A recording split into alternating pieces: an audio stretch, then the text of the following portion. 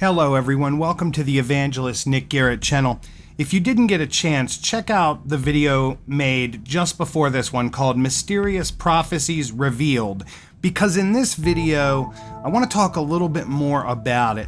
I had some further thoughts. So, the idea that time has many dimensions is a concept that is often advanced to account for prophecy. The basic of the idea is that time, which kind of unfolds in a linear way, the past comes before the present and the present before the future, might in another dimension not be experienced that way. It might not be in that sequence. The past, present, and future could exist simultaneously. This has been brought to the forefront in thought recently in this concept of the Mandela effect. I don't know if you've heard of it, but there's videos everywhere talking about it. It's how we misremember things from our youth and childhood products and movies. For example, Jif peanut butter, people remember as Jiffy. Luke, I am your father, when in reality he says, no, I am your father. Fruit Loops, the way it's spelt, F-R-O-O-T-L-O-O-P-S versus F-R-U-I-T-L-O-O-P-S.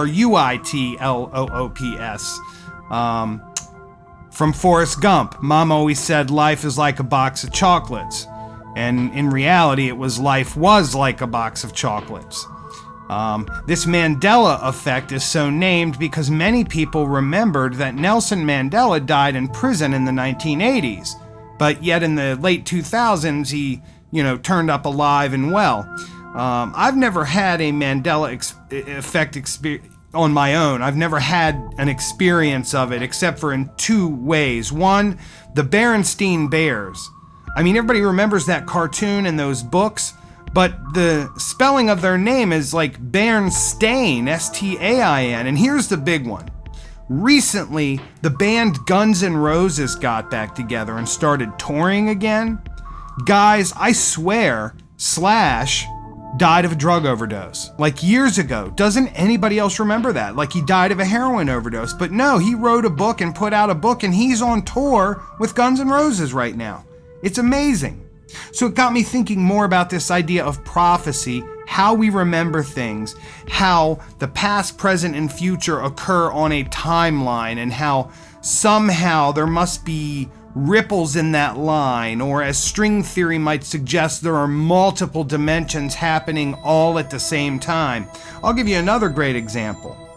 In 1898, a guy named Morgan Robertson published a novel called The Wreck of the Titan. The book was about stupid people, basically, greed and pride. And the book describes the maiden voyage of a transatlantic liner named the Titan. It was reputed as unsinkable. It strikes an iceberg, though, and it sinks with enormous loss of life. So as we know, in 1912, the Titanic, a transatlantic luxury liner, was widely touted as unsinkable, made its maiden voyage, strike an iceberg, and sank with enormous loss of life. Here's where it gets interesting, though. The following similarities pertained. The month of the wreck in the book happened in April, and for the Titanic also happened in April. Passengers and crew in the book, 3,000. For the real Titanic, 2,207. Number of lifeboats on the Titan, 24. Number on the Titanic, 20. Total tonnage, 75,000 for the Titan, 66,000 for the Titanic. Length of the ship, 800 feet. Real Titanic, 882. 3 propellers on both. Speed at impact for the Titan, 25 knots. For the real Titanic, 23 knots. This was noted in a book called Prophecy in Our Time by Martin Ebon. It was Tuesday, April 16th, 1912, that the New York Times announced the sinking of the Titanic. The disaster was strangely similar to this fictional account that had been written years earlier. And it really does make you wonder, makes you wonder about this Mandela effect and prophecy and dimensions of time and how it all interacts. And then it makes you think about God. 2 videos ago, we talked about God's attributes. Some of those attributes dealt with God being outside of time, space, and matter, right? Those terms are called causation, by the way, primary and secondary causation, right? God is creator. God is not impacted by its creation. God is immutable, infinite, eternal, omnipotent, omnipresent, omniscient. All these attributes. It's a great video. You should check it out. I'll link it in the description. But it really just has me thinking more about this, and like why we like mystery so much and suspense, and you get this Mandela effect thing, and there's all these interesting stories and people that pop up at certain times in history. It's a fascinating subject. So the question I thought to myself is, what manifests these situations? How do we become aware of them? Let's say there's a prophecy or something happens, or we become aware of it, or we're tuned into a mystery.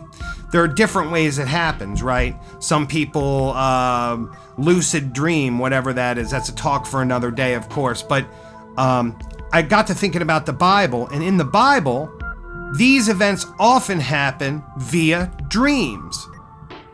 God gives dreams to people, right?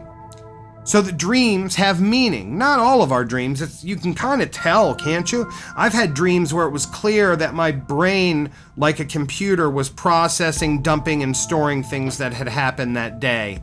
For example, let's say I chased a spider out the door and the cat got out.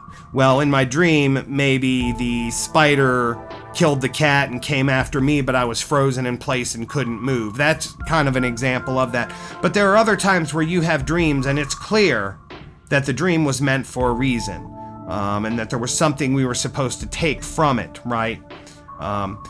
So the correct Christian answer for interpretation of dreams is it's okay to examine your dream to determine whether God may or may not be telling you something, as long as whatever is told in the dream is not contrary to God's word. For example, God is non-contradictory. God will not advise something that is contradictory to God. So that's kind of the litmus test, right? Often dreams are innocuous, So anyway, I wanted to know if you all had any examples of this kind of stuff. Tell me if you've ever experienced the Mandela effect, and if so, with what?